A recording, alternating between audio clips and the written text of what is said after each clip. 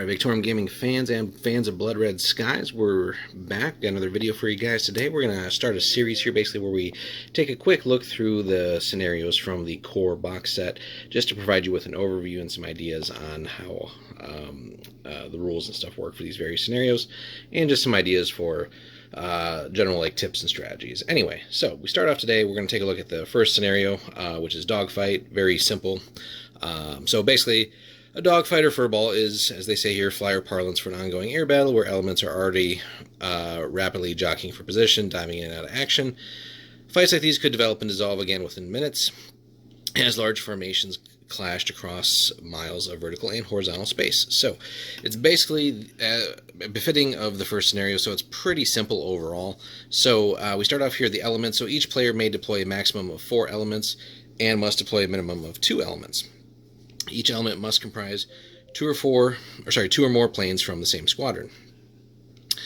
Then on the deployment sequence, so the player with the most planes will actually begin by deploying one of their elements. However, if the numbers are equal, each player would roll a dice for initiative, and then the lowest player would actually be forced to deploy their first element. The first element may be deployed anywhere on the table. The opposing player then deploys one of their elements anywhere more than 18 inches away from an enemy plane. Players continue alternating placing their elements until all planes are deployed, and that's one of the weird things about this deployment here. So unlike just sort of traditional deployment zones, something to really wrap your head around and take some getting used to. So as it says in that middle paragraph there, right, you can deploy anywhere on the table, and then basically the opposing player has to deploy more than 18 inches away from an enemy plane. So yeah, so really it doesn't matter what side of the table you deploy on for really any of your deployments, but you're gonna have to be 18 inches or more away from enemy planes. So in that sense, it doesn't necessarily give you any kind of advantage to necessarily hang back with any of your planes, because if you deploy a little bit forward, you're kind of creating an 18-inch bubble all around your first element that the opponent can't deploy in. So it almost makes sense to deploy close to the center just to force the opponent then towards the edges. And again, kind of assuming playing on a 4x4 here, of course, depending on the size of the game, you might be choosing a different size of map, but for this discussion, basically we're thinking of this in 4x4 map terms. So really, you know, if you deploy dead center, that's 18 inches all around your flight there, or element I should say. So really it's a 36-inch bubble.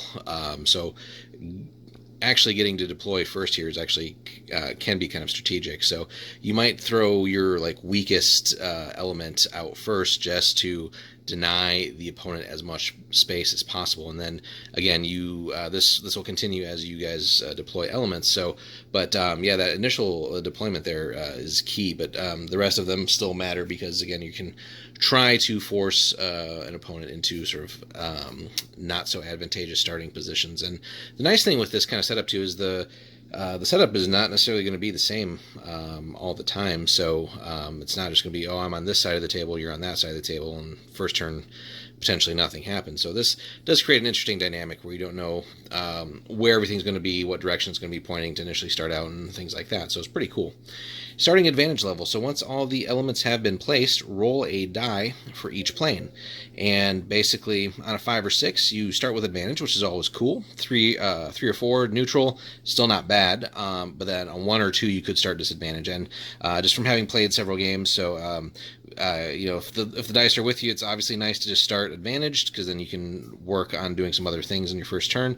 Now, if you're starting disadvantaged, obviously you can't burn for advantage, so obviously that will limit what you're going to be doing that first turn. So you got to keep in mind where your disadvantaged planes are relative to their maybe advantage planes, just because they could burn for advantage and get some pretty fast movement. They might have a card too, right, and just be on you before you know it. So something to keep in mind too.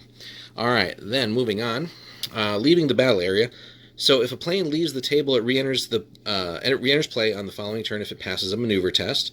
Redeploy the plane anywhere along the edge it left from, and then roll a dice to see if it begins advantage, neutral, or disadvantage. If the test has failed, the plane returns to base, inflicting 1 boom shit on their squadron for each plane lost this way. So that's pretty rough. So again, if you don't pass that maneuver test, it's kind of bad news bears for you there. that could potentially get you pretty close to losing the battle pretty quickly there with those accumulating boom chits.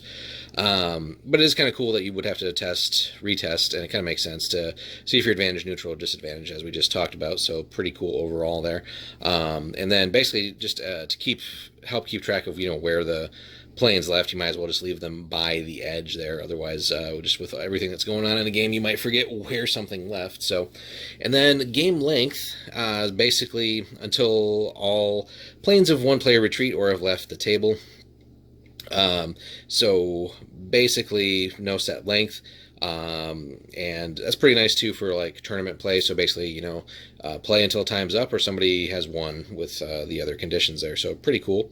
Victory is achieved by driving off the opposing squadrons via shot down planes and accumulated boom chits. So between that and game length, it's pretty simple there. So shouldn't be really difficult to achieve victory. And then one thing that's interesting with this game too, excuse me, Warlords kind of recommended some specific squadrons that would make sense for that. So basically, if you're kind of playing this like Battle of Britain era, they give you some RAF recommendations here. So basically 2 elements of 2 Spitfires at 3 skill, 4 tight turns, radar support, home advantage, and defensive tactics.